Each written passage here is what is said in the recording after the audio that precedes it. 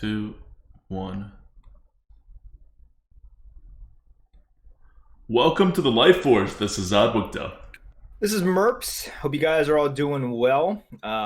Once again, Hearthstone goes on. Quarantine hair goes on. I really need to get a cut sometime soon. But your goatee is gone, and that's the most important thing.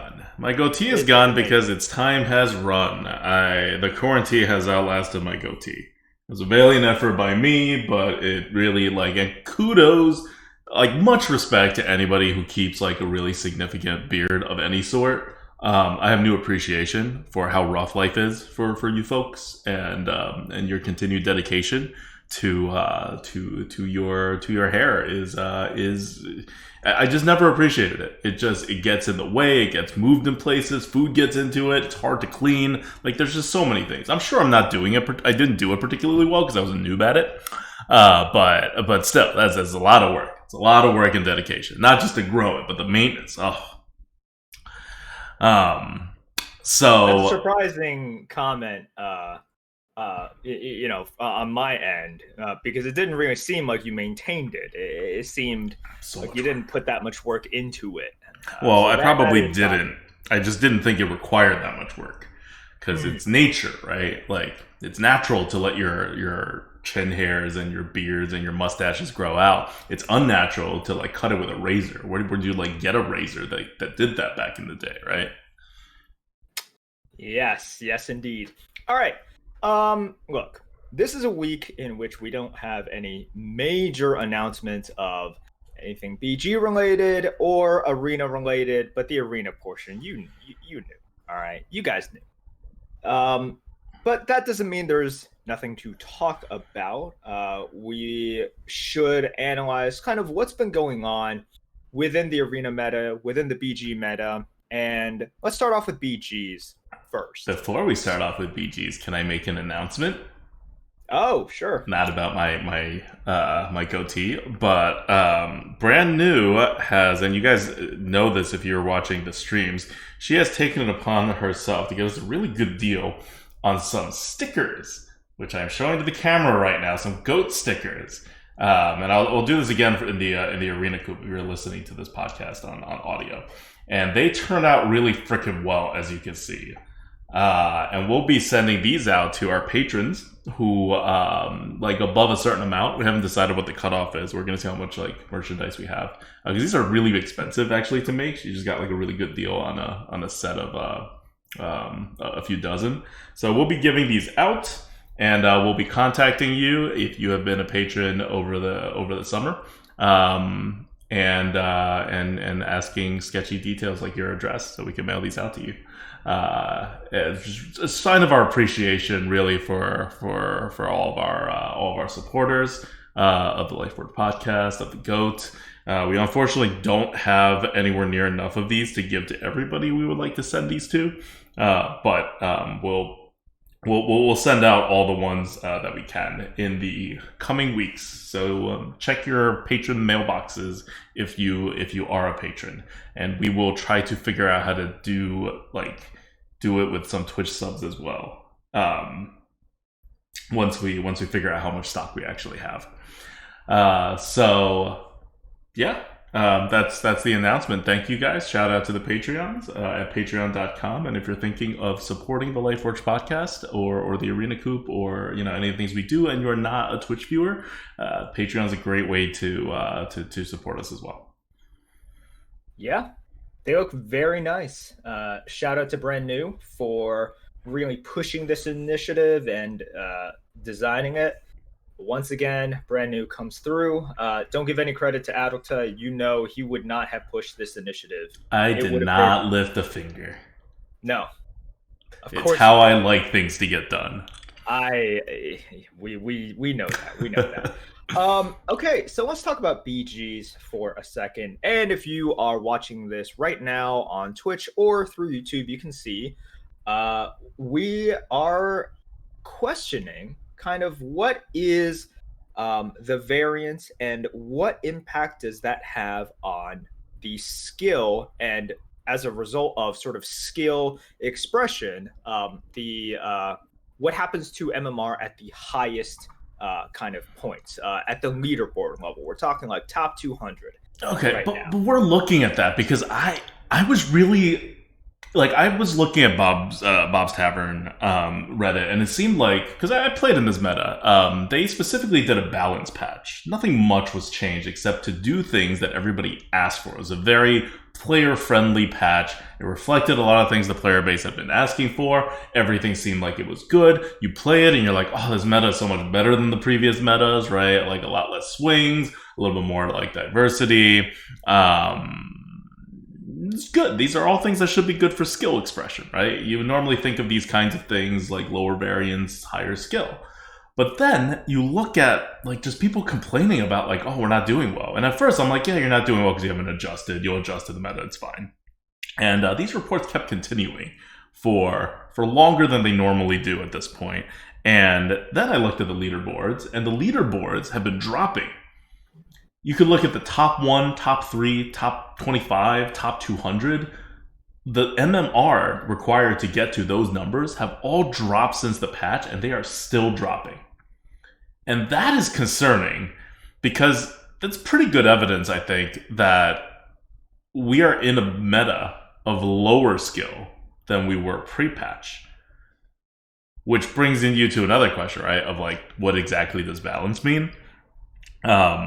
So I think we question mark whether we're actually in a more balanced meta, but we are in a meta of lower skill expression in Battlegrounds, which is kind of crazy to me. And like what are some of the reasons why this may be the case? Because remember, Eudora's gone, Arcane Cannon is gone, right?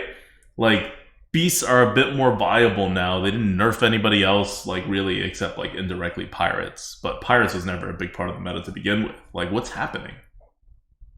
Yeah, I think before we really dig into the topic, it is important for us to kind of differentiate the lower skill level or skill expression from BGs and arenas. When we talk about it in this terms of arena, because remember, number one, there is no MMR system in arena, and it's a zero-sum game. One person wins, one person loses. That's how it always is. The winner wins one game. The loser loses one game. And you're like, Merps, that's obvious. That's not the case in BGs, right? Because of the MMR system and the fact that inflation has super duper warped the way that good players at the very top view the game versus like just 9K or just 10K players. So, we're talking about the 14K and some people are 15K players. This affects even 12K players. Yeah. And possibly 11K players. Right. But what happens is 9K players get into games with 14K players. That's been proven over and over and over again. And it doesn't happen like it does in the arena where one person gains a whole win and one person loses, a whole game. What ends up happening here, and why I felt the need to differentiate, is it's possible for sort of the loser to kind of lose and the winner, quote unquote, to still kind of lose. Yeah. That is definitely not possible at all in the arena because of the no sum zero sum. Yeah, the zero no sum. Don't add those things together. Exactly. The zero sum characteristic of it. So when we say that there is no skill expression, what we mean is it's hard to express skill and gain from it based on the MMR system for the highest players, partly and sometimes majorly due to this weird system that has led to inflation. And I know that sounds very long-winded, but that's where we're coming from as well. So it's not so you could have a system in which good players, very good players, the tippy top players, actually have lots of ways to play. They have lots of ways to kind of express skill, but it's not enough to overcome the rake that is in place due to the MMR system. Yeah, so you get to like, I don't know, the top, like at 15K at the very top. We're talking about NA, the Americas leaderboard. If you get to something like 15K, you have to win like more than 3.5. Like your average positioning has to be closer to third than 3.5 in order to just like break even and not lose MMR, rather than your normal player, which has to do 4.5 and then they break even. So that's the rake. So at like 15K, you're paying more than one position's worth of rake, more than 30 points worth of rake each time you play. And that's huge. It adds up, right? Like you think about it in terms of you have a play session of like 2 hours. You play like 5 matches of Battlegrounds. You're down 150 points that you have to make up for if you're at the very top.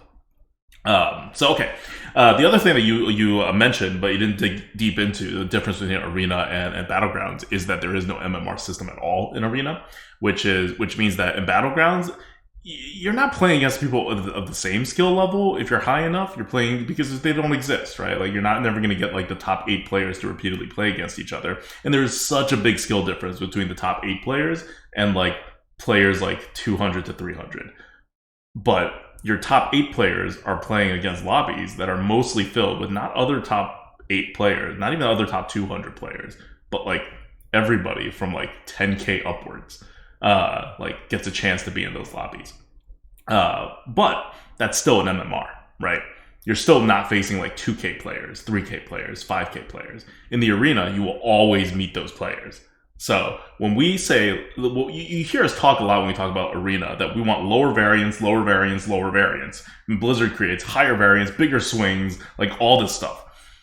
Those are not problematic when it comes to skill, when your skill levels are closer together, because you're paying less and less of a penalty for the swings and the RNG that causes. It becomes a bigger and bigger problem the more the skill difference that exists. So if I'm in a match against a 3-win arena player, that's like much larger arena swing than historical than like 4 years ago. Like that's gonna hurt me much more than if that didn't exist than 4 years ago, because the swing is much larger. On the other hand, if I'm at like 8-1 and I'm facing other really good arena players who maybe they're not as good as me, but they're vaguely in the ballpark, like at least, then that's not that big of a deal. Then I should be able to handle the swings and also inflict the same kinds of swings on them, because there's already so much RNG built into the game that the swing just kind of gets blended into it. And that's Blizzard's goal. Blizzard's goal with these high swing games is that, well, if everybody has the swings that it's like the same, then you're kind of on the even playing ground. It just doesn't work in Arena, because Arena keeps pitting you against players that you really should be beating, and these swings are just helping them like take victories that they really shouldn't have, and reducing the skills. In Battlegrounds, it's much less of a thing. So lowering the variance doesn't necessarily increase skill in the same way it would in Arena when it comes to your like final win average. And I think that's a big difference between Arena and Battlegrounds and how the swing works. And there is lower variance. Like I've seen a lot of people complain that like, oh, it's so much like tempo based now than it was before. And that's true to some extent, but I think all you have to do is see Yog's performance in the top 1%, which is pretty much where he was before. It's 4.24. He is 1, 2, 3, 4, 5, 6, 7, 8, 9, 10. He's the 10th or 11th hero, which is kind of where he was before the changes happened. And Yog is a hero that has early tempo and nothing else. Like, you can't choose what you're picking, you can't set anything up, you stop using his hero power halfway through the game. Like, he's got nothing. He just has that early game tempo, and he doesn't even have the best early game tempo. Like, Caltheus has a pretty good early game tempo too. I prefer it to Yog's, even though I do better with Yog. I think it just means I'm a less skilled player, but that's a whole different story. He's not doing so well. So the early game tempo is not really the problem. It may be more of a problem than it was pre-patch, but it's not the driver of the problem. The driver of the problem is in a different place. The RNG, the RNG has shifted to a different like area. And it may be easier to identify the early game tempos and how, if you have an early game tempo hero, you could do stuff. If you don't, you can't. But if anything, the heroes without early game tempo are actually doing better now. Like, your Tokis are doing better. Shutterwalk, for some weird freaking reason, is, like, above Yogg now. For the top 1% players. I don't know why. But I always sucked with Shutterwalk, so I'm not going to try to analyze that. But, like, Lich is 4.4 average position. And that's someone that, like, if Lich is doing well, then you have plenty of space in the early game for living. And the tempo does not matter that much. Because if tempo super mattered and there was that, like, big tempo pressure on you, like, Lich would crumple with any amount of RNG whatsoever. Because he can get early tempo, but Lich is really much better at getting that mid-game tempo swing. So here again, we're veering into the problem area, right? The problem area is not mid-game tempo swings. It's not early game tempo swings. It's mid to late mid-game, like, swing in general. And it's not even a swing. It's just like you hit your tier 5 minion, right? You hit that Mama Bear, or that, like, or you hit your Caligos early because you have so much space. Because we've actually reduced the variance in this game so much, you can hit your Caligos safer. And if you hit your Caligos safer and earlier, and there's fewer comeback mechanisms that exist inside the game for other players to catch up, they won't. And if they don't catch up, then whoever gets the first Caligos is going to win. And that's going to really cut into the margins of the top players, because they can't beat that Caligos. Because they can't beat that early Mama Bear that gives you the space so you can get the Goldren, and then you're, like, in a much better position to triple everything up and Gold and everything and make a ridiculous beast comp. There is nothing they can do in this game anymore to express skill, to come back, to really re-anchor themselves and gain some positions. So they're still going to beat you more often than not, but they're not going to successfully beat the Rake at the same rate that they were before. Yeah, and really, when you're at the 12, 13, especially 14 plus K, you're really fighting against the Rake. You're obviously playing against other players, but what truly is driving your ability to go up or down is the incredibly punishing Rake, which effectively means, you get third place, here, have a couple of points. You really need to get that, like, second place, first place.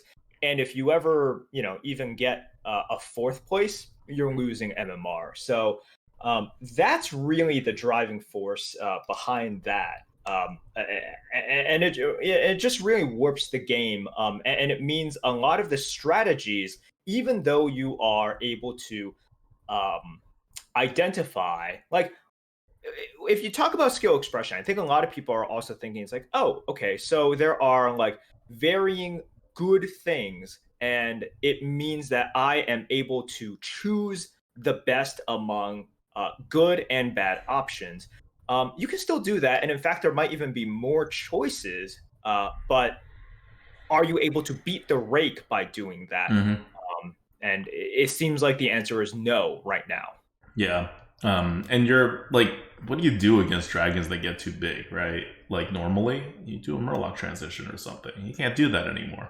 It's like, you're removing the tools. What do you do when someone has a Murloc, like, transition set up? Well, you have your Ghoul. But if you're not doing Murloc transitions, then you don't need the Ghoul. So now Ghouls are less useful, and Ghouls were always a pretty interesting tech. And you can see the good players use Ghoul much better than the bad players. All this stuff is just, it's leaving. You still have your Zap that plays a somewhat prominent role now, especially because beasts are up, and so Barons are there, and your Zap is a good sniper of the Baron that will solve a lot of your problems. But even if the Baron gets sniped, the beast comp is still going to beat whatever comp you have, because like, if you don't have a dragon or another beast comp, and if you do have another beast comp, you probably don't have space for a Zap. Like, you have to, like, have that read, which is not that hard to get. But, like, so basically, like, it's not like there's no more skill to, like, tinker around in the end game with. It's just less certain, and it's not like before, where every single end game had a decent amount of skill element to it, because it was always dragons, Murlocs, Ghouls, positioning. Now, a lot of the times, it's just whoever ended up with a better comp, which favors players who are not that, like, tip-top, but are still good enough to know how to build, like, the comps in the right way. So you have this kind of interesting effect that's going on there. The other thing that's happened, and this is the thing that I dislike more about the current meta, is that it's not like all the comps are viable. Like, they did a lot of fixes, but because there's no pressure being put by anybody until later, like, the pressure gets put much later than earlier because the pressure comes after you set up. Rather than the pressure coming with, like, a cannon or something in the early game, or with, like, Eudora, even turn 8 Eudora, right? Like, that's still pretty early to put on pressure. That's, like, early mid-game to put on the pressure. Now, all of your pressure comes, what happened? Oh, I found a Mama Bear early. Well, the Mama Bear is not going to do much for a little bit, you know? Like, you're going to take a turn or two before it does stuff. Oh, I found a Caligos early. Well, the Caligos really isn't going to do anything for a little bit. Like, you're going to have to, like, build up to that. So the point in which you're like, oh, I hit it, I have the game-winning, like, tempo burst, is kicking in is later. This is why Lich is so good now, right? Because Lich is able to, like, survive for, like, that longer period and with the low health before Lich can really stabilize. And Lich can more control its own stability because there's less swings. So when you have that safe space of, like, an extra 2 turns compared to previous, and you don't have Arcane Cannon at all, everybody lives. Everybody gets to the end game. And when everybody gets to the end game, it invalidates strategies that used to be fine before. Like, I had always said in the previous meta that mechs were fine. If I had the opportunity to go mechs, I loved it. Why? Because I don't need to be third to increase my MMR. Like, I'm not in the position of a top 1, 2, 3 player. I was in the position of a top 200 player where really getting 4th place was still, like, okay, and I could go higher if I get a good mech comp together. Now, the floor of a mech comp is, like, 7th. You have no guarantees with it anymore because nobody's knocking other people out because everybody is surviving. And your mechs are going to get outclassed, even though it's not like they nerf mechs in any way. It's just less good now than it used to be. You have to transition into the Divine Shield comp at a certain point, and you have to make that transition very well in order to do it. So I'm not saying mechs are not viable, but endgame mechs are difficult to pull off compared to before. Assuming your goal was to, like, be 4th or, like, you know, maybe even be 3rd. You used to be able to do that. Now it's way more dangerous. And of course they killed pirates with the Arcane Cannon removed. So there's not that many options in Battlegrounds right now, really, compared to before. Like, I don't think the number of options has actually increased. I think the number of options that you have of gameplay has actually decreased. Your beasts are more interesting, but besides that, all of your other options are either kind of the same or you've eliminated some diversity. Like, not a lot, but, like, a little bit. And it hurts around the edges. Yeah, the only thing that's really been added is Menagerie and how viable it is. That's the only thing that's been really added. And when we say added, it's like, yeah, it was in the game before, but Menagerie for a while was really bad. Just not viable, not powerful enough.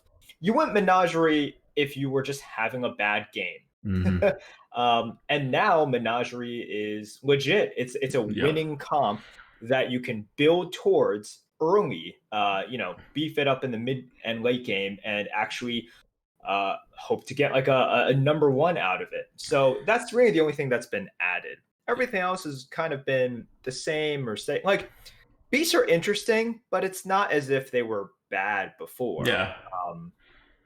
People went beasts. Dragons are the same that they've always been in terms of their playstyle and their power. And then Murlocs have been, cut into, and pirates are bad. Like, they went from bad to really bad. Unplayable. Yeah. To just never ever go pirates. Yeah. Like, dragons right now are king. Like, people think beasts are. And I'm not talking average win rates. I just mean if you get a dragon comp going, like dragons are doing pretty damn well. Like Ysera right now is doing well among top players. That hasn't happened before, really. Like actually average-ish kind of hero for Ysera. So it tells you that like forcing dragons is even more okay than before because you just have more space. And with dragons, you give them space. They're the end game comp, right? And beasts have also a very deep end game comp. Okay. Anything else to say about BGs? Maiev is at 3.58 average placement, which is way too high to be balanced, but we knew that was going to happen because you took out the top dog in Eudora, so Maiev was going to go up. It did. It's not as bad as Eudora, but it's still pretty bad. They're probably going to do something with it, or they're going to buff a whole bunch of other heroes or something. Lich King's fine. It's number 2 right now. They might tweak it, but really, if they like left it the way it is, it wouldn't be the end of the world. I think it would be kind of a boring hero to make that powerful, but it's not actively ruining the game. Yeah. So you're at. By the way, the Battlegrounds MMR rate spiked higher after the Menagerie change, and then like plummeted after the patch, the latest balance patch. So you can see that the Menagerie part was increasing skill because now you have more options to back up, right? Now you have more options to like do things. Like it's a transition, right? You don't know where you're going. Oh, you go Menagerie.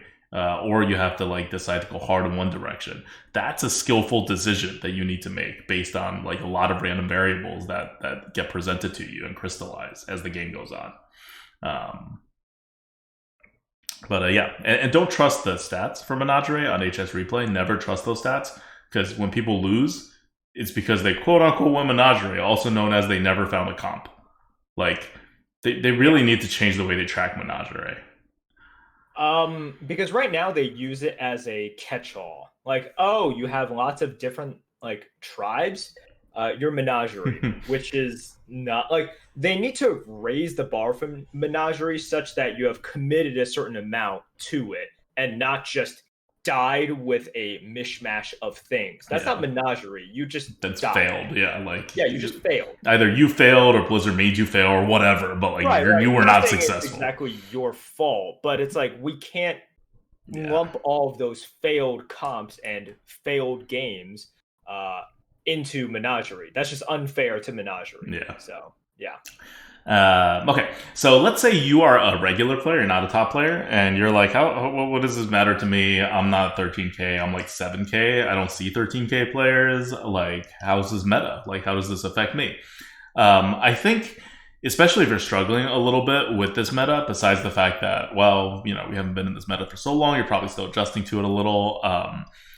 Drop your expectations.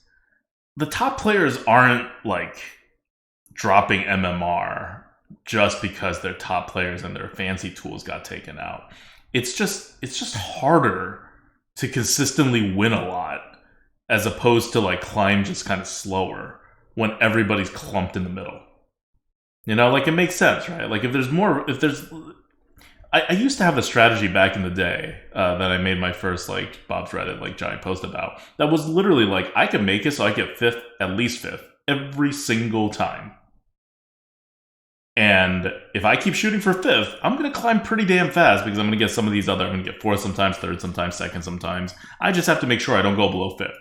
And I have a pretty fast climbing pace. You couldn't really do that too successfully in the previous meta, but it still worked. Like you would still climb. And now you can't do that at all because everybody's clumped in there. It's like what I was talking about with the mechs, right? It doesn't have to be mechs. You run any strategy that's about outlasting people, and it is not particularly great and consistent at actually outlasting people like it was designed to do. Like you look at Mr. Bigglesworth. Mr. Bigglesworth was better in the previous meta, even though this meta is more consistent. You might think, oh, you want a consistent meta because you don't want the swings to knock you out if you want to just like be really conservative. But no. Being really conservative today, you don't get as many people dying. You actually trigger Mr. Bigglesworth's power less than you did before. Because before, it may have been harder to be first, but it was much easier to be 6th, much easier to be 5th, much easier to be 4th. Today, it's just a lot harder to not be 7th or 8th. Like, a lot harder. Yeah, if you were Mr. Bigglesworth, you wanted the Eudoras pounding people. Yeah. Like, you wanted that sort of juggernaut in the lobby. And sometimes could it be you? Yes. But on average, having that juggernaut just bashing people in the head, especially on set turns, and knowing that, like, okay, on turn 8 and turn 9, people are dying. Yeah. Like, having that knowledge is really good. And now, whenever you play Mr. Bigglesworth, it's very possible that everyone is just hanging on, and every single turn that you don't get the power spike exponentially increases the chance that you die, because you need that power spike. Because whenever you get someone else dying, you get a Eudora-esque power spike, and that's really good. That's like amazing. So the problem is you don't know when you're going to get it, and you want it as early as possible, even at the expense of it sometimes being you. Because once you get the ball rolling, you are one of the juggernauts. You are really, really good. But yes, so in today's meta, it's frustrating as Mr. Bigglesworth, as you see these people tying, not dealing as much damage, people hanging on, just being really good at persisting. And then as you enter the next round, you know that you keep on getting weaker, because it's been like 7, 8, 9, 12 turns since you've really had a hero power. Yeah, and that's an extreme example of Mr. Bigglesworth. We know that, but even for like a more regular hero, like the same principles apply. Your hero power just doesn't kind of get built into it. If everybody else has more room because they're not getting pounded by arcane cannons, they're going to start scaling earlier. They're going to start scaling faster because they get to have the opportunity to take the Caligos without dying. And when that happens, your mech comp just beats less people, right? Your conservative stuff just beats less people because there's more people that will eventually outscale you than before when they were beaten up and just trying to hang on. Like, if you have a successful mech comp, you want a lot of people who did other stuff and are now trying to hang on. Because they can't do a dragon comp. They can't do an old school beast comp transition, because even if they get offered it when they go to tier 6, they need to pick the tempo cards or else they're just going to die. And you as a mech, like a synergized mech comp, will destroy all those people. And also, those people will just be destroyed by other people who got successful comps. Now, everyone's going to get a successful comp. It's just which turn they get it on. So your mech comp is going to be outscaled by everybody. So there is no more like being conservative at the level in which you could have done this as a successful strategy in the past. Like, things are too even now that the comps that are traditionally good in the early and mid game are now just transitional comps. Like, if you have a comp, no matter how good it is, you need to get out of it, because you're not going to survive and you're not going to kill enough people for it to be worth it. Unless you have like the absolute nuts of the mech comp or the pyro comp or whatever. So that's the meta we're in right now. So it may be weird, but lower variance, potentially lower skill, potentially lower diversity in BGs, whereas lower variance is almost always associated with higher skill in arena. Yeah. Okay. All right, let's talk about arena.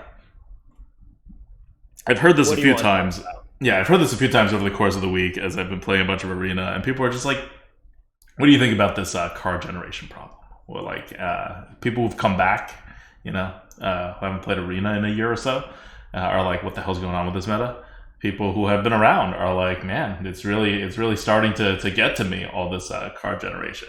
So I think there's a general perception among people who are unhappy with the meta. There's also a large group of people who are happy with the meta, and I'm overall satisfied. But there is a lot more card generation than before. Not card draw. I think card draw is only slightly higher than where you would have been like a year ago. But card generation, which had already been picking up a year ago, is now crazy. some of these are discovering random cards. Some of these are within the card itself, where it generates, like Smug Seniors and your Fishy Flyers that generate something that you know what it's going to be. But it still adds a bunch of cards into your hand. So I want to talk about the perception that card generation is random. The discovering a random card is random. And I don't think it's random. Like, I get that it actually is random, but I don't think it's any more random than putting a card into your deck from a draft. Because what you're doing there is you're basically discovering a card before the game begins. Whereas all discover a random card is discover a card after the game begins. It's the same thing. This is kind of a complaint that carries through from Constructed, because in Constructed, it is a lot more random, right? In Constructed, you build a deck, you get to pick exactly which card, but you tutor a card into your deck. You tutor all the cards into your deck. Whereas at Discover, you get 3 random choices. It's a huge step down. But in the Arena, it's basically the same thing. You didn't know their deck anyways. Yeah. Like, if you're playing at the highest levels of Constructed, as soon as someone queues into your deck, depending on the meta, sometimes you can immediately tell from their class exactly what they're playing. Just boom, you already know 29 out of 30 cards in their deck, approximately. Sometimes people tech in stuff, and sometimes it'll be like, okay, they're like 1 out of 2 decks. Like, there's 2 variants, right? Like an aggro variant and like a mid-range variant, or a control variant versus like a combo variant. And then within the first turn-ish, you already know enough information. So expectations are very different. And in the Arena, them generating a card, you didn't know it, but you're going from, I don't know what's in their deck, to this thing I didn't know anyways, to, okay, they have 2 copies of this card, and now they have 3 copies. That's a huge, huge difference. Mm-hmm. Yeah. So it's kind of different. The card generation problem is not really big in Arena. Now, the problem that is big in Arena, I think, is just the endless card problem, or I'm going to call it the card advantage problem, which has become an issue, like, maybe like 2 years ago, maybe even 3 years ago. It became more and more of an issue, and it just got like totally out of hand with this latest Charlemagne's Academy meta. And that is that normally one of the most basic advanced skills, and that's kind of a weird thing, but when you take the next level into being a Hearthstone player, from like knowing what good trades are and like knowing how to use your mana effectively, like the real basic stuff, when you get past the fundamentals, one of the most basic things to recognize is, am I ahead or am I behind? And you recognize that in a few ways. Am I ahead or behind on the board, tempo-wise? Am I ahead or behind on number of cards we have? Am I ahead or behind on health? And am I ahead or behind on their health and how close I am to killing them, right? So those are your main things if you're trying to figure out, where am I ahead, where am I behind? Can I be behind on this? If I'm too behind on this, I need to make up for it in other areas. And you can play the games kind of as a basic, big picture resource exchange game, where you efficiently exchange one type of resource that you don't need for another type of resource that you need more of, and you maximize your total amount of resources that matter. Whereas your opponent, if they are not at this level, just kind of play stuff and they don't maximize it, and they have all sorts of resources, which maybe is similar or even more than your resources, but a lot of their resources don't matter or matter less. Traditionally, if you talked to us 3 years ago, we would say a lot of stuff like cards don't matter. Why? Because they're stuck in your hand. You don't play them. You don't get tempo out of them. They're just, if you end the game with cards, they didn't really matter, right? Why? Because tempo was very important. But these days, with endless cards, the problem isn't that what we said before was wrong. It's the same thing. Cards that are getting so many cards stuck in your hand, they don't matter too much. Card advantage doesn't matter much unless you're like kind of out of cards. But an element of the game has been more or less completely removed from the game. It had always been under attack and been less and less accurate as a way to play the game. But the ability to figure out how many cards my opponent has left in his hand is now 0. It's effectively zero. My opponent can have one card in his hand, and as long as that card is a card that he's been holding on to rather than a totally random card, I have no idea whether I have the card advantage or he has the card advantage. Zero idea. It used to be that, oh, he could be holding a very big card, like a mind control, you know? You could probably get a read on something like a sprint, and only a few classes have it, but generally, you would be around the realm of like 4 cards, right? Like a mind control is like, I kill a big thing, which is worth about 2 cards, and I gain a big thing, which is about 2 cards. It's a 4-card swing. That's the absolute peak. And you're really pretty good if you just prepare for like a 2-card swing, like an Arcane Intellect or like an 8-drop. But today, most cards that your opponent would think to hold on to have a unspecified amount of card advantage. That could be 10 cards, because they will generate cards that generate other cards that draw other cards, or it could just be a Yeti. They are all in the pool, they are all draftable, and you have zero idea. So, you now can no longer make a read that used to be the foundation of how Arena was played. Of whether you go face or not, of whether you feel like you're in more desperate mode, or you can play defensively because you know you have your opponent on lockdown and they have to be the person making the desperate moves. You just don't know anymore. And I don't know if it's coming back at any time, but in this meta, like with Smug Senior, like just, you know, itself being 2 6-drops, and as a common neutral, much less what class cards do. You know, Twin Tyrants exist, Proto Drakes exist, all the card generations that can generate card draws, you just don't know. And so you can't be a good player on that. You can't trust that you have more cards or less cards based on any kind of read, or any kind of like counting cards in your opponent's hands versus your hand. You can know that you have a ridiculously big deck, that even if your opponent has a big deck, you can handle it. That's possible. But that's not a read. That's not that much skill. That's just knowing what your deck does, right? That's like a baseline level of like recognition of what kind of deck am I playing. But that in the game recognition on every turn of where your advantages and resources are, when it comes to card advantage, it's totally gone. When it comes to tempo, because swings are so big, it's like half gone. Like, it still matters, but it's kind of under attack. On the other hand, when it comes to your health and your opponent's health, because there is like a significant less amount of like reach, you're actually in a very stable place. You can actually know that pretty well. Like, there's so many taunts and there's so few reach, you know that the defense always has the advantage. So you've taken that out of the game too. So now it's just like, the only advanced thing that you can do with your resource management besides play a solitaire game is, like, the only interaction on resource management you have with your opponent is like tempo. And it's being affected at half the rate that it used to be affected at, because tempo used to be king. Yeah. I think that's a good assessment of where we are.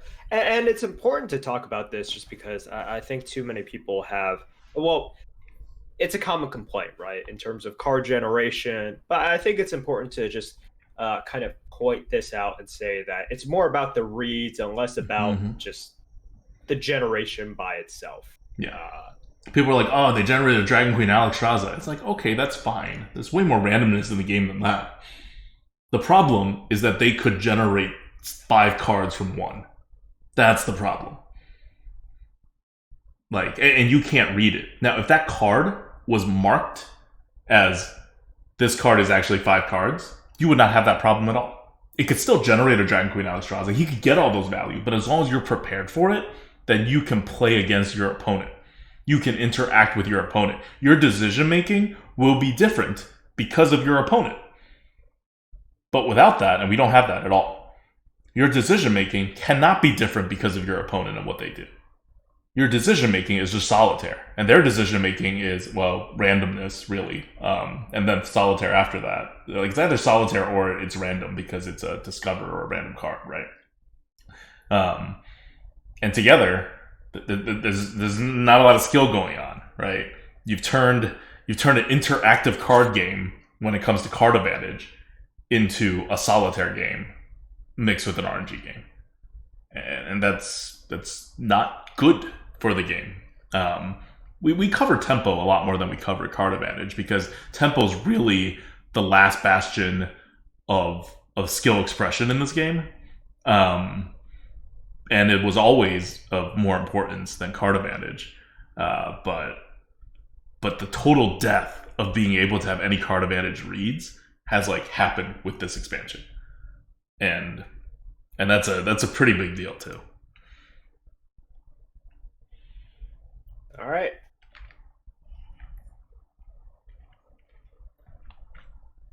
All right. So let's move on to the final thing we're going to talk about, which is Fishy Flyer. Card good bad. Fishy Flyer at a 128. I think we all know it's good. But if you somehow haven't played this game and don't know what a Fishy Flyer is, I haven't watched this game because this thing's everywhere. It's a 4-mana 4/3 Murloc, Rush, Death Rattle, add another Fishy Flyer basically that can't generate more cards into your hand. So it has another body that goes into your hand for 4 mana to deal 4 damage. So I don't know, Merps, do you have any comments on this? It's a pretty pervasive card in this meta. I feel like this card defines the meta as much as like Smug Senior or like Penflinger. Yeah, it's just one of those cards that you should always expect people to have initiative, because in the previous meta we've always had Rustied Raider, and that was kind of the mid-sized or mid-game initiative that you needed to expect, and now you have stuff like Fishy Flyer as well. So if you ever have kind of something that needs 4 or 5 health to remove, expect it to be removed. Bigger things like 6 damage, that is a break point somewhat, but if something has like 4 health, or if it has 5 health and they also have like a ping as well, you shouldn't expect that to stick. And I know a lot of people don't expect anything to stick in this meta, but it's percentages, and you want to really think about it. And also, I hope I don't need to say this, but just remember the second body of the Fishy Flyer. Some people tend to forget about it, and I know some of my opponents have kind of forgotten about it, and they play something which they really shouldn't play, because they should know that I have a 4 mana 4 damage from my hand, and it's a minion in which they obviously did not want me removing. And they should have remembered that there was a 100% chance for me to remove it. Yeah. And one of the things I think we just didn't talk about and didn't think too hard about in terms of, like, we usually think about all the effects of the top neutrals, and Fishy Flyer was identified by us to be, I think it was like the top 6 neutral or something, but it was up there, and it's still up there. 128, I don't know if that sounds high or low to people, but of the neutrals, of the rare and common neutrals, it is 1, 2, 3, 4, 5. It's in 6th place right now. So it's still where it was. Like, I know we did the whole tier list adjustment to the meta, but this card's relative position to other cards hasn't changed. And the thing that's big impact on the meta, besides what Mercer's talking about, is also just that it's actually 8 damage on the same turn. Like, normally, you think of neutral cards as dealing up to like 5 damage, like a Pickrock, right? Or like the Rusty Raider that Merps is talking about. And anything more than that, you need to have a class card to deal with. And 8 damage is like hard removal territory. When we had Royal Gilnean and Royal Guard in the meta, that 8 damage was always killer, right? Like, if it lined up and you had that even odd turn or whatever, like depending on which turn it is, and you took out a big thing, it was like a huge swing. And like, whenever that happened to me, I was like, oh, look at this freaking RNG, terribly designed neutral card that's like has a way too big effect in the arena when it was played. It wasn't anywhere near as good as a Fishy Flyer, really, but it was still very swingy when it happened. And Fishy Flyer is just a better version of that card that's more versatile, but still has the potential to do what Gilnean Royal Guard does without needing to like wait turns. So late in the game, I've used it so often to like get lethal, to like take care of like really problematic things. My opponents have screwed me over with it. Just you gotta pay your mana for it, right? You gotta pay 8 mana to deal 8 damage. It's only split into 2 parts. It's not the most efficient way to deal damage, but oftentimes that's what you need to do. And if you don't do it, you're losing like 4 cards to 1 or some like ridiculous thing. So you now basically have a neutral, almost hard removal in this game.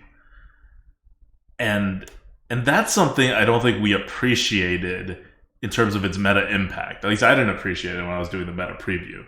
But having been in this meta for enough time now, like the impact of this card is as big as Smug Senior, even though it's not as good as Smug Senior, because it's inefficient damage. It just gives every single class a pseudo hard removal. And if you are playing a class that does not have actual hard removals, like Druid is pretty good but has no actual hard removals, for example, or if you're in a class that has hard removals but you just haven't been able to draft one and it's getting late in the draft, value Fishy Flyer like super high, because it is a hard removal.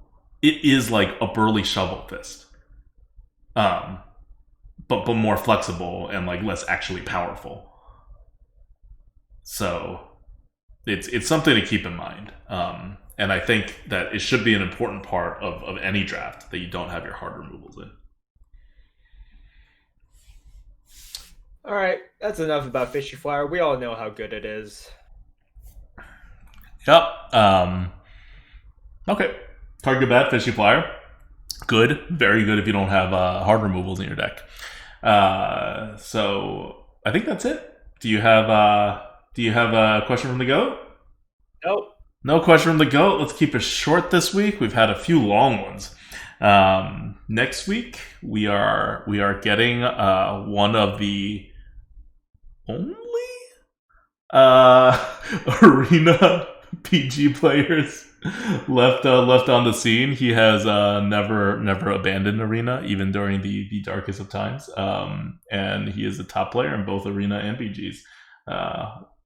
Okay, not like top number 1 player. Don't give me that face. But like a leaderboard player in both arena and PGs. It's Dreads. And we'll see you next week, guys. We'll have him on next week to talk about both game modes. All right. Okay. All right. Have a good night, guys. Until next week. Guys. This is ADWCTA. This is Merp. See ya.